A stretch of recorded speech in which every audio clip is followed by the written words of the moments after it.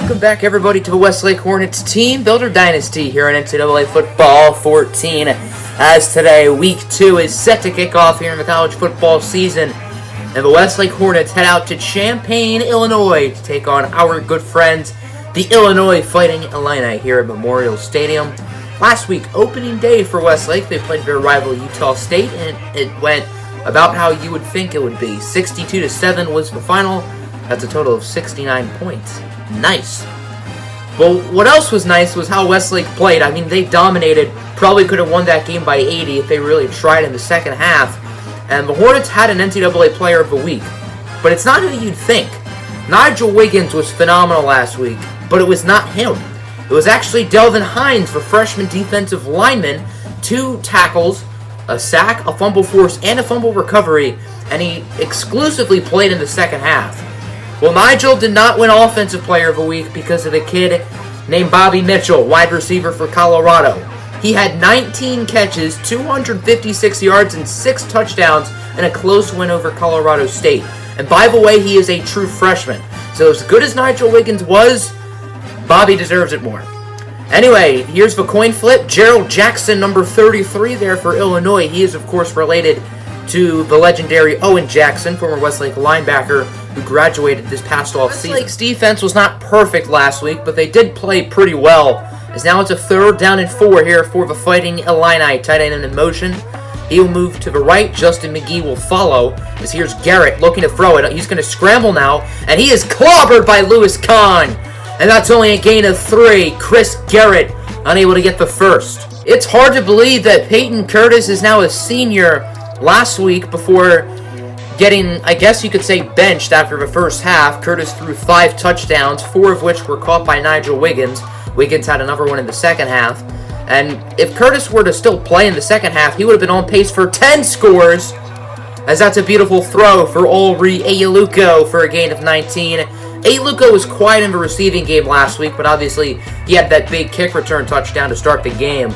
The Hornets are already pretty close to the end zone, as it is now 2nd and 5 from about the 22. Curtis will look to throw it. He's under pressure, and he gets it to Nigel Wiggins, who had the big game last week.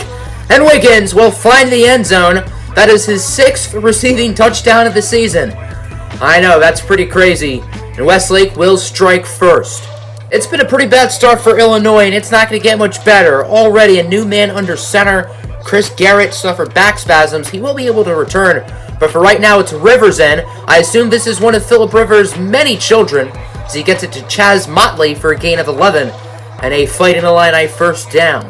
This is Kyle Rivers at quarterback, and I'm sure there's a section just for all of the Rivers children, because there's about 50 of them, and they may need to put one in at quarterback after that hit, as Rivers loses 4 courteous of Ray Johnson, the now junior defensive end. 3rd and 10 for Westlake. Man, it would do a lot for Illinois to get a stop here. Crowd is on their feet. They're making noise as Curtis is brought down for a sack. Losing 10. Donnie Joseph with the play. And that'll force a Westlake 3-and-out and a punt. I don't know if they've punted it yet this year, for crying out loud. With really nice starting field position, Illinois has the chance to shake up this ball game. But they're going to need a conversion here on 3rd down and 8. 20 seconds left in the first. Garrett has Peterson, who only gained 7. That'll set up an interesting 4th and 1. And they're in 4-down territory. And indeed, Illinois will keep the offense out on the field. They're going to go for it.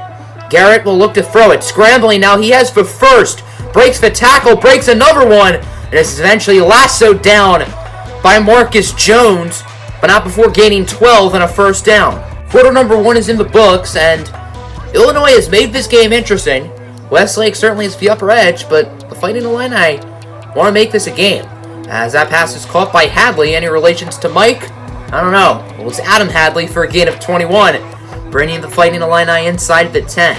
2nd and goal from the 3. The Fighting Illini are inching closer and closer to that end zone. As Chaz Motley in motion, Garrett's going to look to throw it. Under pressure, scrambling, he is open, rushing rooms, and that'll be a Fighting Illini touchdown. Chris Garrett had wide open space to work, and Illinois will tie this game up maybe we got a ball game on our hands tonight, folks. Illinois just forced a 3-and-out on their previous defensive possession. Now they have the chance to do it again. 3rd and 8.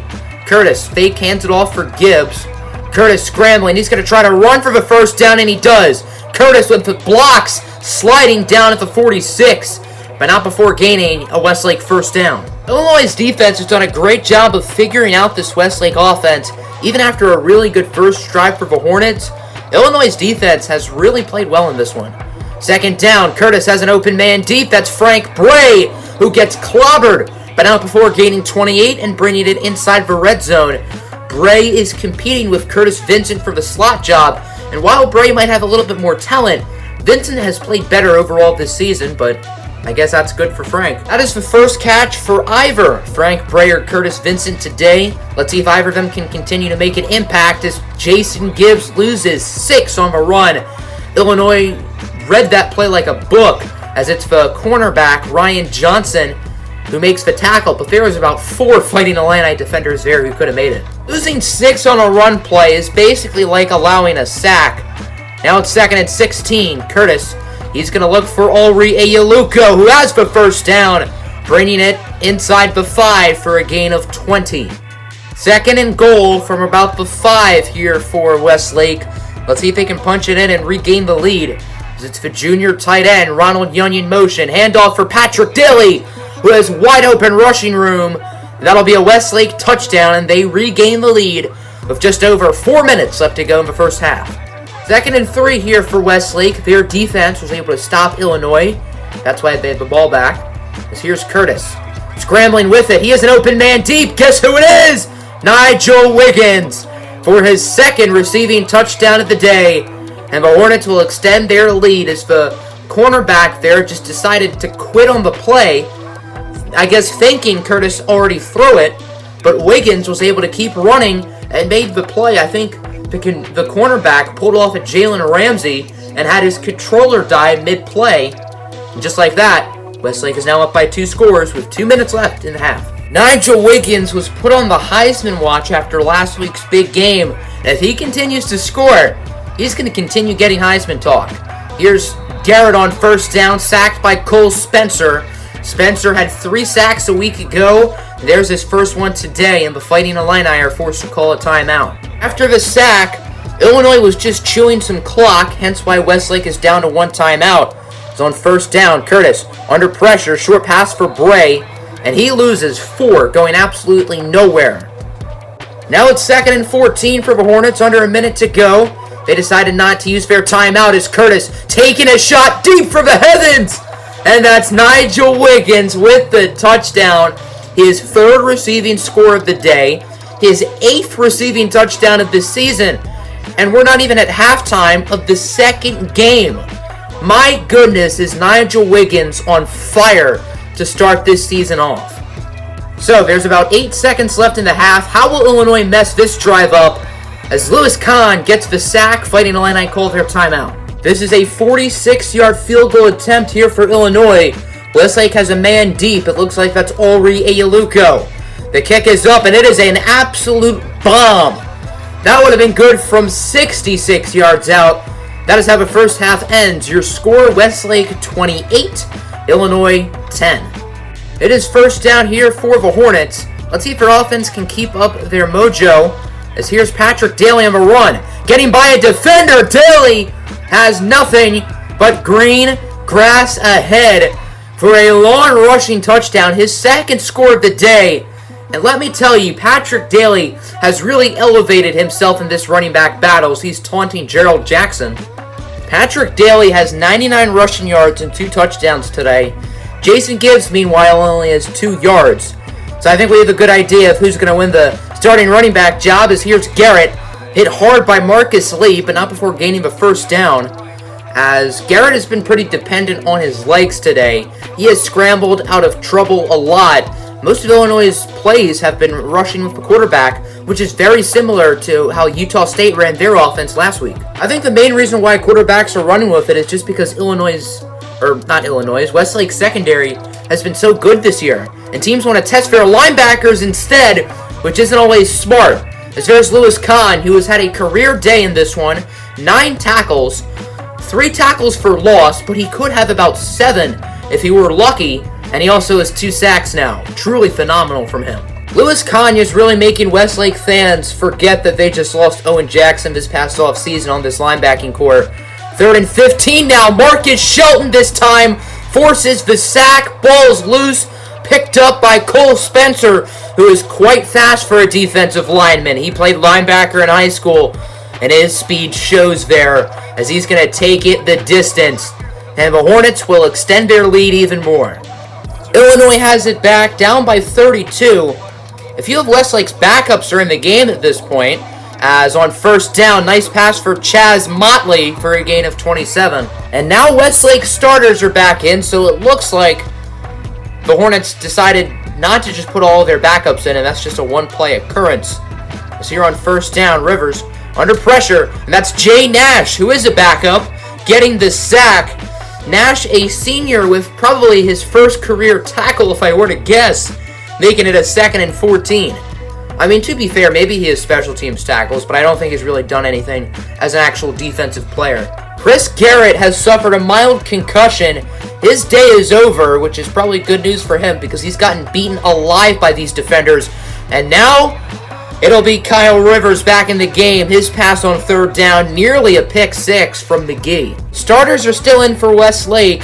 However, I wouldn't be surprised if this is Peyton Curtis's last drive of the game and the Hornets put Stephen Westwood in at quarterback, as that's going to be a fumble. I don't know what Curtis was doing. Ball is still alive. Frank Bray finally picks it up, but not before losing 11 on the run. I don't know what Curtis was doing there. Not only did he make a bad read, but he also was unable to pick up the football. Westlake linebacker Jay Nash has shin splits. He should be able to return to the game, but he is a backup, so I don't think he'd really be getting much more playing time anyway. As here's Rivers taking a shot for the end zone, and it's caught by Peterson for the Illinois touchdown. They may need to keep Kyle Rivers as the starting quarterback. He has thrown the ball a lot better than Chris Garrett has today. Here returns the Westlake offense. Stephen Westwood is in the game at quarterback, so it looks like Westlake is going to give Peyton Curtis some rest. His day is done. And Curtis with another really good performance in this one. Made a few bad plays, but overall I think Curtis looked exceptional, as Stephen Westwood, known for his speed, going to run for 13. Some people think he is the fastest quarterback in college football, and he's showing it on that play. 4th quarter underway, Westlake leads it by 25. Now they're just chewing clock. And plays like that do not help the clock chewing, as Andy Fellows forces a loss of 4 on Patrick Daly. Now it's 2nd and 14 after the 4-yard loss. So here's Stephen Westwood looking to throw it. Westwood's going to run with it. He's going to show off that elite speed, and he is a 1st and more, gaining 24 on the run. A lot of that was Westlake making big blocks, but another part of that was Stephen Westwood being an incredible athlete. It is 2nd and inches here for Westlake. They are super close to the end zone. Let's see if they can punch it in. Handoff for Patrick Daly, who has 2 scores today. Why not add a 3rd? As Daly with the hat trick, his 3rd rushing touchdown of the game. I assume that's probably a personal record for him. And the Hornets extend their lead even more. 3rd and 10 here for the Fighting Illini. Let's see if they can get the first, as it looked like Ray Johnson might have jumped the snap. No flags, as he's going to take a deep shot, and it's almost picked off by the safety Marcus Lee. That'll force another Illinois punt. Illinois is now out of timeouts. It is 4th and 3. Westlake is going to go for the field goal. This kick is from about 46 yards out. The kick from Volker Gantz is no good. Just wide left. It looked like it was going to be way off, but then it just curved in and just not enough. It had the power. Good attempt, but no good. And that is how this game will end. 49-17 is your final. Westlake gets the win, and the Hornets with another great showing. The Hornets have looked really good so far this year, dominating both Utah State and Illinois. But it's not going to get any easier, as next week they head up to MetLife Stadium to take on the defending champion, Texas Longhorns, led by quarterback Kyle Jackson. That game's going to be a big one. Get excited. We'll see you there. Have a good one, everybody.